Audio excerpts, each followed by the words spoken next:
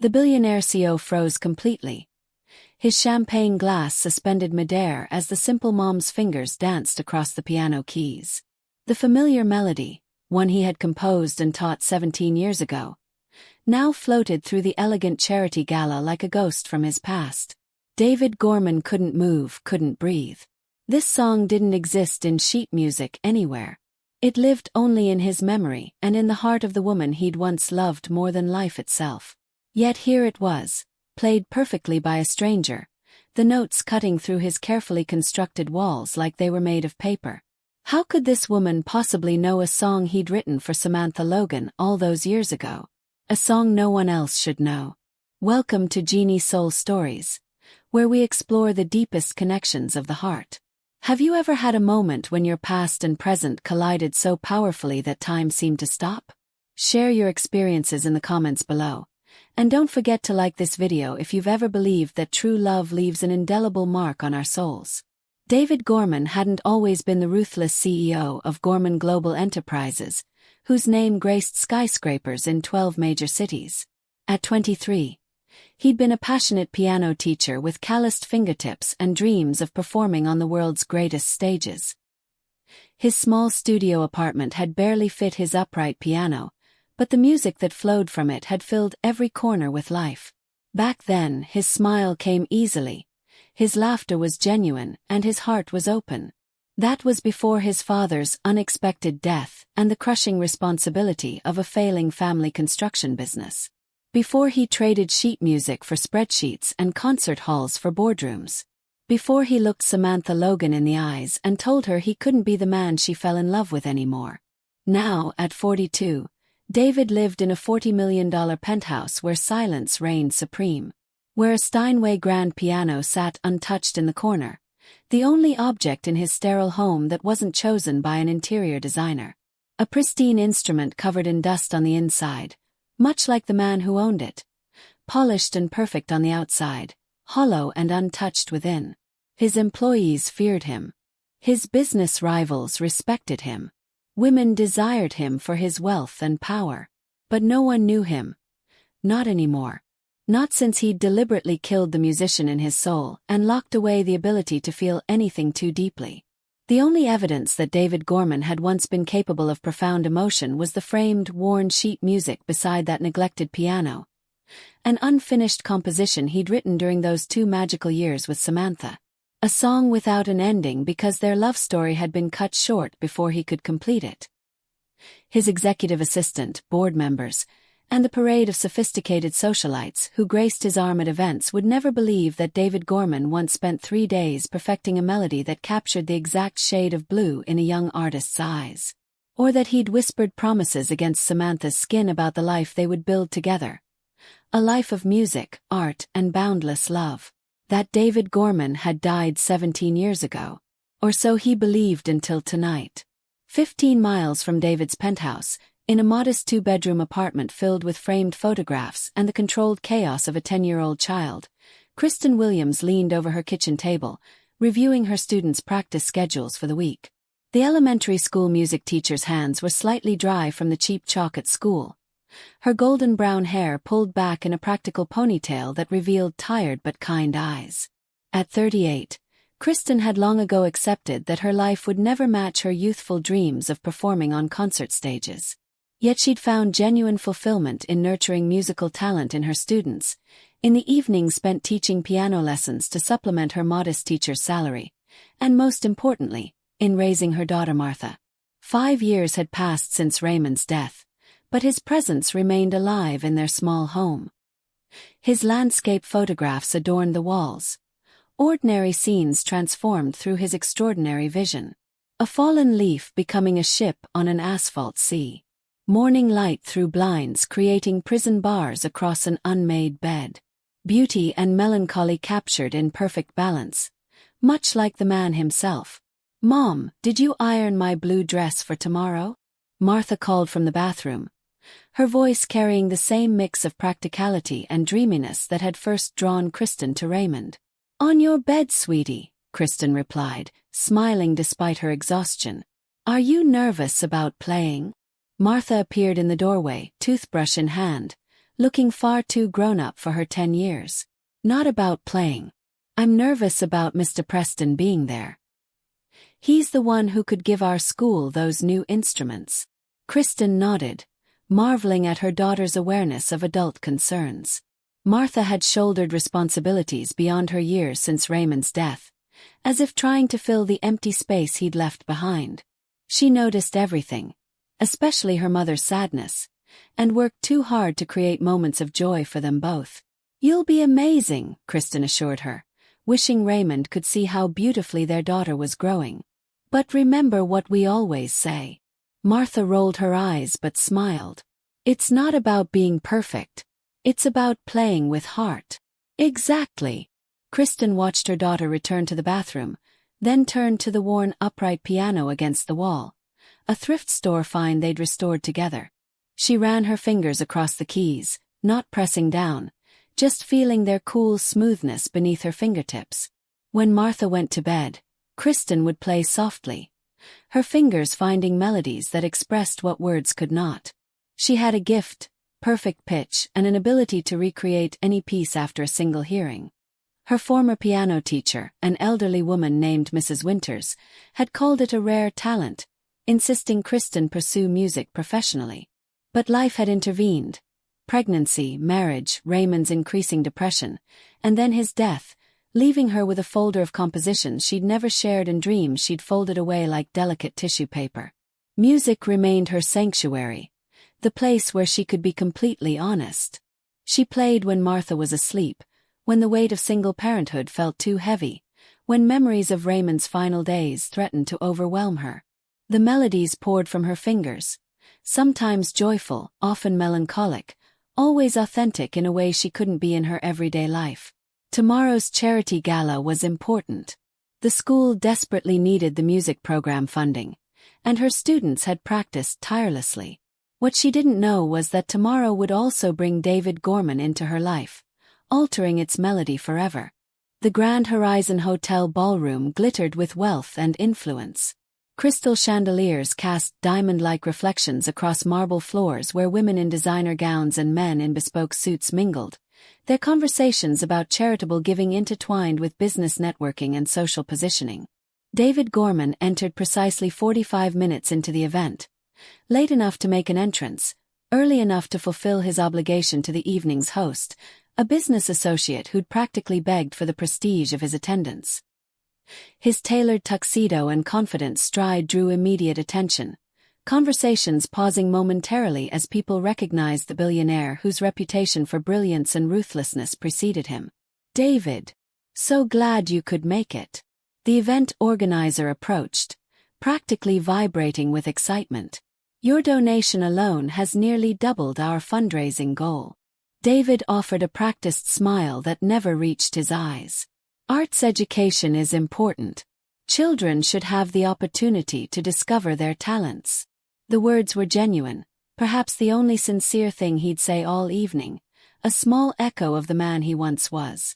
Across the room, Kristen Williams adjusted the bow tie of a nervous 8-year-old boy named Elijah, the youngest performer in her student group. The children looked both excited and terrified in their best clothes, a stark contrast to the wealthy attendees who barely noticed them waiting in the corner of the ballroom. "Remember deep breaths," Kristen told them, her voice calm despite her own anxiety. This performance could secure funding that would transform their underfunded music program. "You've all practiced beautifully. Just enjoy sharing your music." Martha squeezed her mother's hand. "They'll love us. You always say music speaks straight to the heart, and even rich people have those, right?" Kristen laughed softly. "Yes, even rich people have hearts, though some hide them better than others." The student performances began, a charming if occasionally imperfect showcase of young talent. The audience applauded politely between pieces, their attention divided between the children and their own social maneuvering. David stood at the periphery, champagne in hand, mentally calculating how soon he could leave without appearing rude. Then came Elijah's turn, the small boy approaching the grand piano with determined steps. He sat, positioned his fingers over the keys and froze. Complete panic overtook his young face as he stared at the waiting audience, his small chest rising and falling rapidly. Without hesitation, Kristen moved to his side, whispering gentle encouragement that the audience couldn't hear. When it became clear the boy was too overwhelmed to continue, she made a split-second decision. "Would it help if I played with you?" she asked softly. Elijah nodded, relief flooding his features. Kristen settled beside him on the bench, smiling reassuringly. "Let's play something beautiful together. Follow my lead." Her fingers touched the keys, and the first notes of a melody filled the room. A melody that had been playing in her mind since she'd first heard it years ago from her mentor, Mrs. Winters. The older woman had played it only once, describing it as a special piece she'd learned from another student, a young woman named Samantha who had shared it in confidence. The hauntingly beautiful composition had stayed with Kristen, its unusual progression speaking of both joy and longing. She'd never played it publicly before, considering it more of a private meditation than a performance piece. But tonight it seemed perfect, complex enough to showcase the piano's beauty, yet with sections simple enough for Elijah to join in. Across the room, David Gorman's world stopped turning. The champagne flute in his hand remained suspended between table and lips as the familiar progression of notes reached his ears. His composition, his heart rendered in music. The piece he'd written for Samantha during those perfect months when they believed nothing would ever separate them. How was this possible? The room around David blurred as his focus narrowed entirely to the woman at the piano. She wasn't particularly striking at first glance. Pretty in a natural, unassuming way, with gentle hands that moved across the keys with the confidence of someone who understood music on an intuitive level. Yet in this moment, she held more power over him than anyone had in 17 years. She was playing his deepest secret, the most vulnerable expression of his soul. A piece no one but Samantha should know. Yet this stranger performed it flawlessly, even improvising around sections in exactly the way he would have. It was like hearing his own musical voice coming from her fingers. The young boy beside her had begun to play along, finding his courage in simple accompaniment notes, but David barely registered the child's presence. He couldn't tear his eyes from the woman's face. The serene expression of someone who is speaking their most authentic truth through music. When the piece ended, the audience applauded more enthusiastically than they had all evening, genuinely moved by the unexpected performance. David remained frozen, unable to join the applause, unable to do anything but stare. As Kristen and Elijah took their bows, a small figure broke away from the group of waiting students. Martha Williams, observant as always, had noticed the tall man in the expensive suit who hadn't moved during her mother's performance, whose face had transformed from polite disinterest to raw emotion in the span of a few notes. With the direct approach of childhood, she walked straight to David Gorman. "Why did my mom's music make you sad?" she asked, looking up at him with curious eyes. David looked down, startled by both the child's approach and her perceptive question. "What makes you think I'm sad?" "Your eyes," Martha said simply. "They looked like how Mom's eyes look when she plays that song at home. Like it hurts, but in a way you don't want to stop." Something in the girl's directness broke through David's shock. He crouched down to her eye level, an instinctive movement that surprised even himself. "The song is special to me. I wrote it a long time ago." Martha's eyes widened. "You wrote it? But Mom's been playing it forever. She says it's her thinking song." "Her thinking song. When she needs to figure something out or when she's sad about my dad. She plays it and then she feels better." Martha tilted her head. "How does she know your song?" Before David could respond, Kristen appeared at her daughter's side, cheeks flushed with a mixture of performance adrenaline and embarrassment at finding Martha questioning a stranger. "Martha, we don't interrupt people at events," she said gently, placing a hand on her daughter's shoulder. Then to David, "I'm sorry if she bothered you." "She didn't," David replied, standing to his full height again.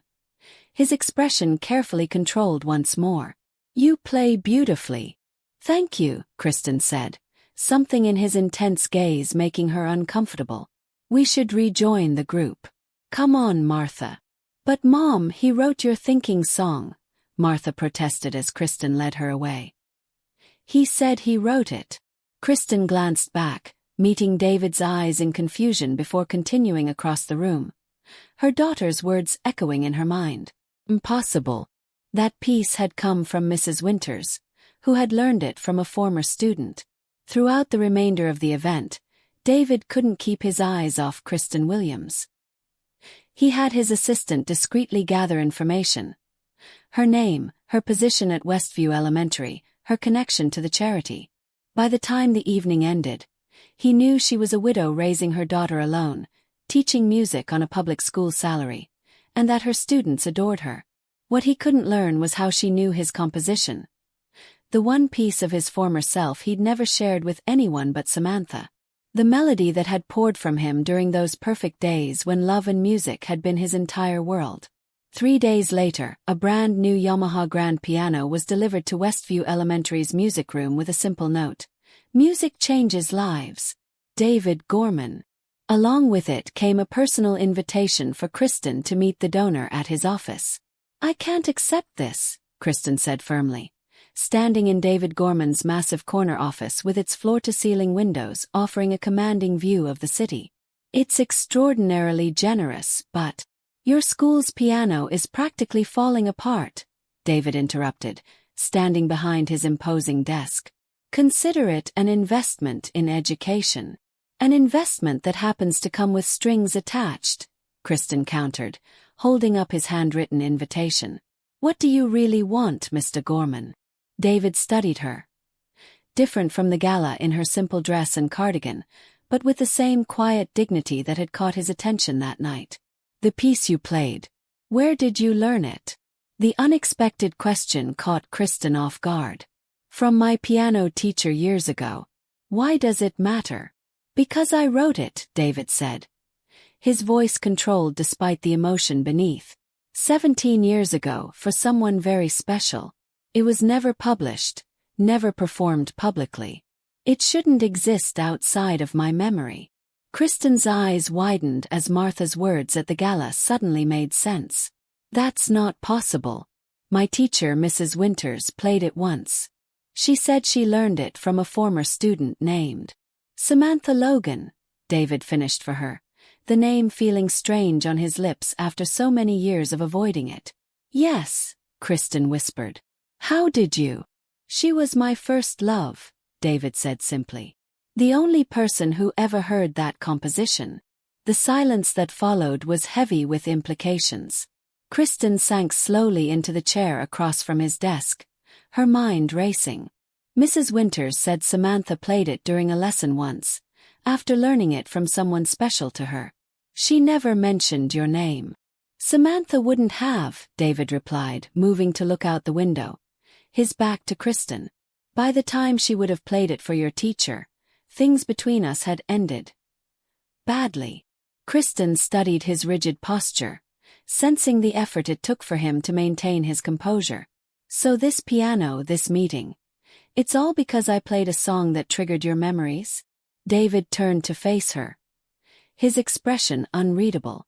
I want to understand how a piece of music I created in private became your thinking song, as your daughter calls it. What are the odds? Mrs. Winters had many students, but only one played that particular melody, David countered.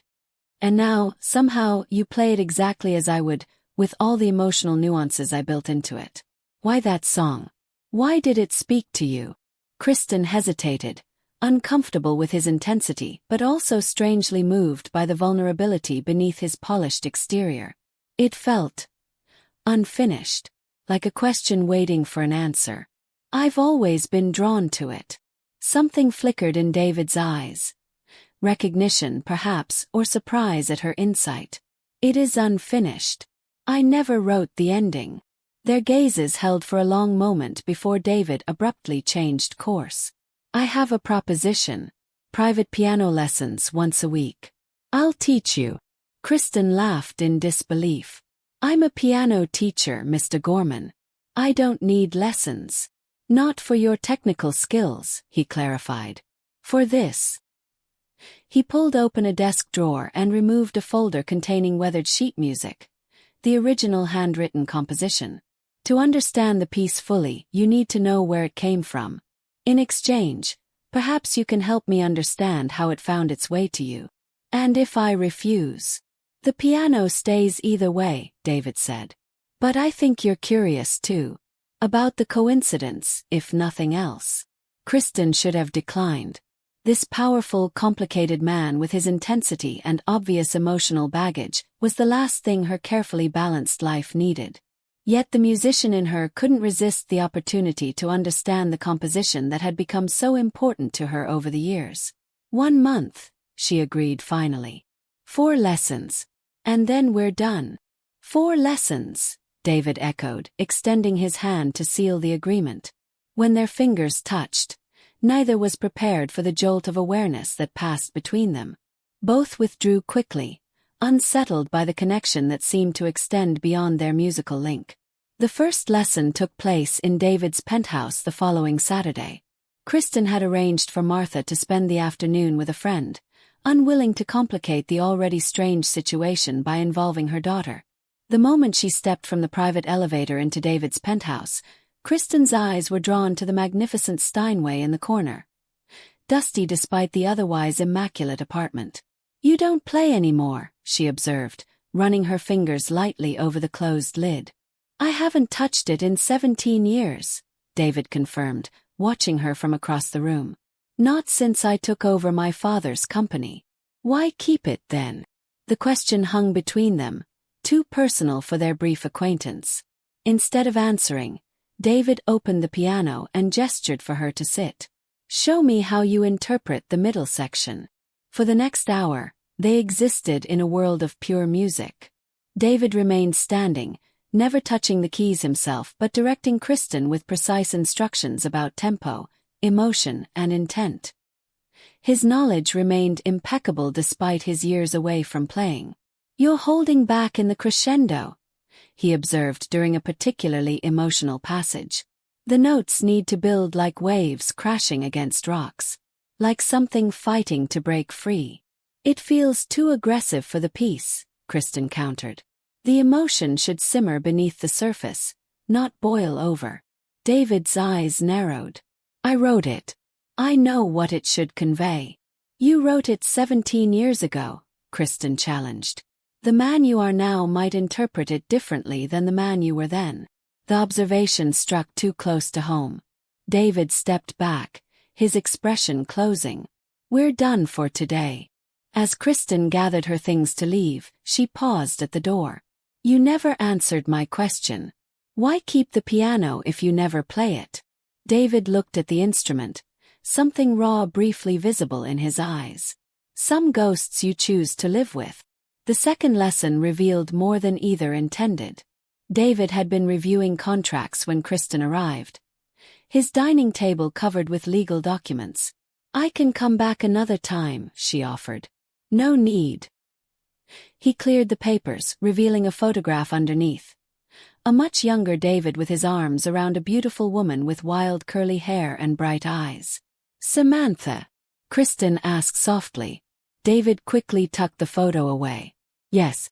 I was organizing old things." "What happened between you?" The question slipped out before Kristen could stop herself. David was silent for so long she thought he wouldn't answer. Finally he spoke, his voice distant. "My father died suddenly. Heart attack. The company was in trouble, heavily in debt. I was the only child, the only one who could take over." He moved to the window, looking out at the city he now partly owned. "Samantha and I had different dreams. She wanted the life we'd planned. Traveling, music, art. I needed to save my family's legacy. You couldn't do both. Not the way it needed to be done." His voice hardened. "Building this company required everything I had. There was no room for distraction." "Is that what she was to you? A distraction?" Kristen challenged. David turned to her, his eyes cold. "You didn't know me then. Don't presume to judge choices you don't understand." "I understand choosing security over passion," Kristen replied quietly. After Raymond died, I took the safe teaching position instead of pursuing performance. I told myself it was for Martha, but part of it was fear. Fear of failing, of being vulnerable. The honesty of her admission seemed to disarm him. David's posture softened slightly. What would you have played if you'd pursued performance? Debussy, Rachmaninoff, composers who understood that beauty often contains sorrow. She moved to the piano. Like this piece. It's not just a love song, is it? Even in the beginning there was melancholy, as if you knew it wouldn't last. David watched her fingers trace the opening notes without pressing the keys. I didn't know. I believed we would be forever. Then why does the bridge sound like goodbye? He had no answer for that. By the third lesson, something had shifted between them. David had begun to stand closer while Kristen played, occasionally demonstrating a phrase with his own hands, though never taking her place at the piano. Today he seemed particularly restless. Tell me about Raymond, he said abruptly, breaking her concentration.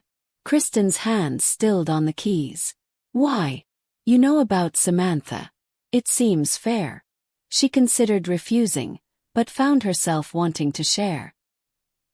He was a landscape photographer with an extraordinary eye for capturing ordinary moments.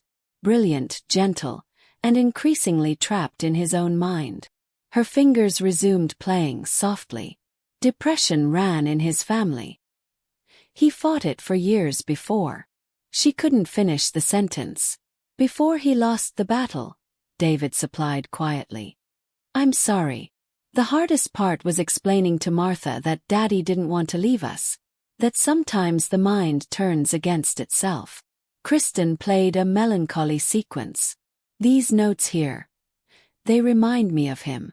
Beautiful but unresolved. David nodded, understanding. Music speaks truths we can't always put into words. Is that why you stopped playing? Because it revealed too much truth. The question hung between them until David finally responded. I stopped because the man who played with passion couldn't be the man who built this empire. They couldn't exist in the same body. Yet here you are, teaching me a piece only the passionate man could have written. Their eyes met, a moment of perfect understanding passing between them. David moved closer, his hand almost touching hers on the keyboard. The man I was. He's been buried a long time. Not buried, Kristen said softly. Just waiting. The air between them charged with unspoken possibility. For a breathless moment, it seemed David might close the distance between them. Instead he straightened, resuming his role as teacher. From the beginning again. This time, let the final phrase hang in the air longer before resolving. The following week changed everything. It was Martha's 10th birthday, and David had learned of her dream to visit the prestigious Hartford Music Academy, a conservatory that happened to be a major recipient of his anonymous philanthropy. Without consulting Kristen, he arranged a private tour and scholarship interview for Martha, sending a car to collect her from school. His intentions were good. A special birthday experience for a talented child. The execution was disastrous. When Martha returned home bubbling with excitement about Mr. Gorman's promise to help her apply for the Hartford Scholarship Program, Kristen was livid. She arrived at his penthouse unannounced, eyes blazing. How dare you, she said the moment he opened the door. How dare you make promises to my daughter without discussing it with me first? David stepped back, genuinely surprised by her anger. It was meant as a birthday gift. Martha mentioned wanting to visit Hartford. She's 10 years old. Kristen interrupted. You had no right to plant ideas about prestigious schools and scholarships without speaking to me. Do you have any idea what it does to a child to be given dreams that might not be possible? Everything is possible with the right backing, David countered. Martha has genuine talent. The director agreed. This isn't about her talent. It's about you overstepping boundaries and making decisions that aren't yours to make. Kristen's voice broke slightly. You're not her father, David. You're not even really part of our lives. You're a man who's giving me piano lessons because of a coincidence with a song. The words struck harder than David expected. I was trying to help. By what? Throwing money at us. Making my daughter believe you're going to transform her life. What happens when these lessons end and you disappear back into your billionaire world? Kristen gestured around the luxurious penthouse. We don't belong here. This isn't our life. It could be, David said, the words escaping before he could stop them. Kristen stepped back as if he'd slapped her. Is that what this is about? You think because we share a connection to a song you can just… What? Adopt us into your world. Make us your project. That's not what I meant. Then what did you mean? She demanded. David had no answer that wouldn't reveal too much of the confusion in his heart. The way Kristen and Martha had somehow breached walls he'd maintained for nearly 2 decades, the unfamiliar emotions stirring beneath his carefully controlled exterior. This was a mistake, Kristen said into the silence. All of it. The lessons, the connection. We should end this now. She turned to leave, but David called after her. Kristen, wait. Please. Why should I? Because the song isn't finished, he said simply. It never was. He paused at the door. Some things aren't meant to be finished, David. Some melodies are better left as memories. And then she was gone. For 2 weeks. David respected her decision. No calls, no messages, no grand gestures. Instead, he sat at his piano for the first time in 17 years, fingers hesitantly finding the opening notes of the composition that had brought Kristen into his life. Each evening, he played a little longer, reacquainting himself with the musician he'd abandoned. When he finally reached for her, it was with a simple manila envelope delivered to her apartment. Inside was the original handwritten sheet music of the incomplete composition, along with a note. I never finished it because the ending wasn't mine to write. 3 days later, David's private line rang. A number only 5 people in the world possessed. The Westridge Recital Hall, Saturday at 7, Kristen's voice said when he answered. Come alone. The small recital hall was empty when David arrived, illuminated only by the stage lights highlighting a single grand piano. Kristen sat waiting, her hair loose around her shoulders instead of in her usual practical ponytail, wearing a simple blue dress that matched the shade he'd once tried to capture in music. I wasn't sure you'd come, she said as he approached the stage. I wasn't sure you'd want me to. David remained standing in the aisle, hands in his pockets. Martha. At her friend's house for a sleepover. Kristen gestured to the bench beside her. Sit with me. David hesitated only briefly before joining her, the first time they'd shared the bench. The proximity was both uncomfortable and right, like returning to a home you've outgrown but still recognize. I completed it, Kristen said quietly. Your song. I noticed you didn't return the sheet music. She smiled slightly. I took that as permission. Her fingers hovered over the keys. Would you like to hear it? David nodded, not trusting his voice. Kristen began to play, the familiar opening notes bringing immediate tightness to his chest. The melody progressed as he'd written it, telling the story of youth, discovery, and first love. When she reached the point where his composition had stopped, the unresolved question hanging in the air, she continued without pausing. What followed stunned him.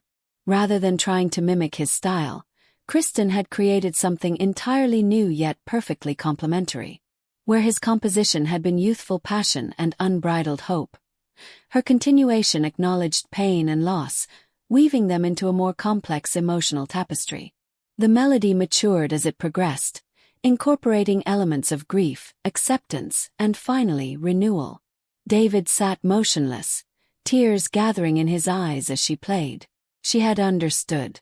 Not just the music, but everything it represented. The man he had been, the man he'd become, and the possibility of who he might yet be. Her ending didn't erase the broken middle but transformed it into something more beautiful for having been broken.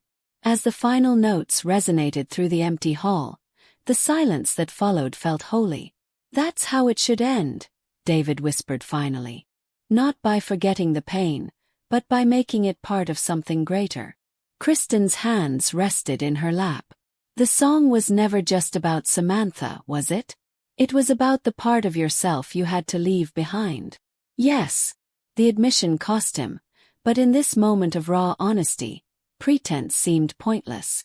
I've spent 17 years becoming someone I never wanted to be.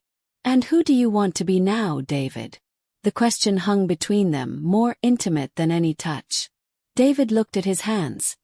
Businessman's hands now, manicured and soft where once they had been a musician's hands, calloused and strong. I don't know if I can be anyone else anymore, he admitted. But when I hear you play, when I see how you've built a life of meaning without wealth or power, I want to remember what it felt like when music was enough. Kristen's eyes were gentle but unwavering. It's never too late to find your way back to yourself, even if that self is 17 years gone. He's not gone, she said softly. He's sitting right here beside me. David looked down at their hands on the bench, nearly touching but not quite. Tentatively, he placed his hand over hers. I'm sorry about Martha, about overstepping. I'm not used to considering how my actions affect others. I know, Kristen said. That's part of the walls you've built. But Martha isn't angry with you. She's fascinated by you. She told me you're like one of those Russian nesting dolls, with another person hidden inside. Despite himself, David smiled. Smart girl. Takes after her father that way, Kristen replied. Raymond always saw through people's facades. It's what made him such a remarkable photographer. He captured who people really were, not just how they appeared. I wish I could have known him, David said, surprising himself with the sincerity of the statement. He would have liked you, Kristen said. The real you, not the CEO mask. They sat in comfortable silence, the completed song lingering in the air around them. Finally David spoke again. I haven't played in 17 years. My fingers have forgotten how. Kristen turned her hand beneath his, their fingers intertwining. Then it's time for your first lesson. Over the next 6 months, their lives gradually intertwined like complementary melodies in a complex composition. David began playing again, his fingers slowly remembering their purpose. Kristen brought Martha to the penthouse for dinner, the little girl delighting in drawing David out of his seriousness with her direct questions and observations. Do you miss her? Martha asked one evening as they sat at the piano together. The three of them crowded on the bench while David taught her basic chords. Miss who? David asked, though he knew. Samantha. Mom says she was your first love like my dad was hers. David glanced at Kristen, who gave him an encouraging nod. Yes, I miss who I was when I was with her.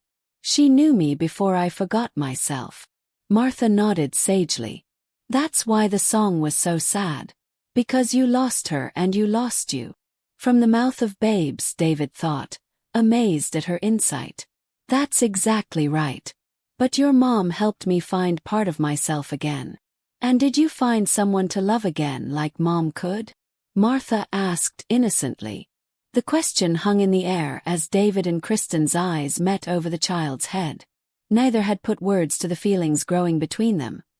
Both too cautious, too marked by past loss to rush toward new vulnerability. I'm learning that there can be different kinds of love in a lifetime, David answered carefully. Each unique, each valuable. It wasn't until David sought out Samantha Logan that he truly understood the journey he'd been on. She was surprised but not shocked to see him, welcoming him into her art gallery with the same open heart she'd always possessed. I wondered if you'd ever find your way back to music, she said after they'd spoken for hours, catching up on 17 years of separate lives. How did you know I had? David asked. Samantha smiled. Your eyes. They're alive again. He told her about Kristen, about the incredible coincidence of the song finding its way to her, about Martha's precocious wisdom and the slow awakening of feelings he'd thought long dead. It's not coincidence, Samantha said firmly. It's the universe giving you another chance to be the man you were meant to be. I'm not sure I deserve that chance. Love isn't about deserving, David. It's about recognizing when your soul has found its match, whether it's in music, art, or another person. She took his hand, the gesture comfortable and free of old pain. We were young and right for each other then. Kristen sounds right for who you are now. When David finally kissed Kristen, it happened in the most ordinary of moments. They were in her small kitchen, washing dishes after Sunday dinner, Martha already asleep in her room. David was drying a wine glass, listening to Kristen recount a student's creative excuse for not practicing, when the simple rightness of being there, in this modest home filled with photographs and children's artwork and genuine warmth, overwhelmed him. He set down the glass, turned her toward him, and with water still dripping from her hands, kissed her like a man coming home after a very long journey.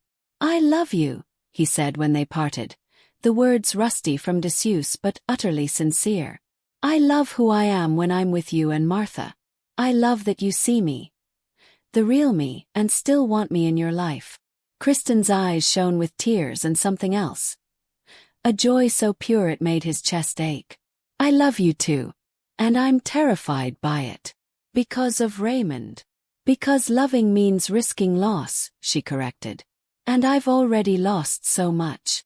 David cradled her face in his hands. "Then we'll be afraid together. But we'll also be brave together." 1 year later, the Hartford Music Academy hosted its annual Young Artists Showcase. In the front row sat David and Kristen, hands clasped tightly as they watched Martha walk confidently to the grand piano center stage. Now 11, she had blossomed under the combined influence of her mother's nurturing and David's gentle encouragement. Martha adjusted the microphone before speaking. "This piece is called Second Chances. My mom and David wrote it together, though they didn't know it at the time. It's about how love can find you twice in a lifetime if you're brave enough to recognize it." As she began to play the composition that had brought them together, now enhanced with Martha's own flourishes, David leaned over to whisper in Kristen's ear, "She's incredible, like her mother." Kristen smiled, her free hand resting on her slightly rounded belly. "This little one has big shoes to fill." David's eyes widened in surprise before being overtaken by joy. "When did you?" "This morning. I was waiting for the right moment." As Martha reached the section of the song that Kristen had composed, the part about transformation and renewal, David placed his hand over Kristen's on her stomach, feeling the promise of their future beneath his fingers.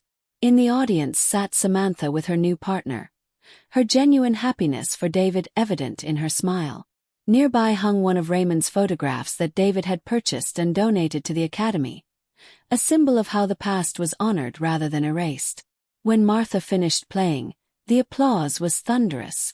David found himself standing first, his businessman's reserve completely abandoned as he cheered for the child who had become as dear to him as if she were his own. Later that night, after Martha had gone to bed, exhausted but exhilarated by her successful performance, David and Kristen sat at the piano in their newly purchased home, a compromise between his luxury and her practicality. The walls featured both Raymond's photographs and framed sheet music, honoring all the chapters of their story. "Do you ever wonder what would have happened if you hadn't played that song at the gala?" David asked, his fingers idly finding the opening notes. "Sometimes," Kristen admitted. "But then I remember what you told Martha about music." "What was that?" "That the notes we don't play are as important as the ones we do." She leaned her head against his shoulder. "All those years of silence in your life were preparing you for this melody." "Our melody," David corrected, playing the completed song's final progression, the resolution they had created together. As the notes faded into the quiet of their home, both understood that some songs take a lifetime to complete, and the most beautiful compositions are those written by hands that have known both joy and sorrow. The billionaire CEO who once froze as a simple mom played the song he'd taught his first love had found something far more valuable than business success or wealth. He had found his way back to his authentic self, to music, and to a love that had been waiting for him in the most unexpected of places. And the simple mom who had carried a mysterious song in her heart for years had discovered that sometimes, life's most beautiful gifts arrive in moments when past and present collide, when an unfinished melody finally finds its perfect ending. If this story touched your heart, Make sure to subscribe to Genie Soul Stories for more emotional journeys that remind us it's never too late for love. And tell us below, what song brings back your most powerful memory? Your comments help others find these stories of hope and second chances. Hit that like button if you believe in the power of music to heal even the deepest wounds, and share with someone who needs to be reminded that their story isn't over yet.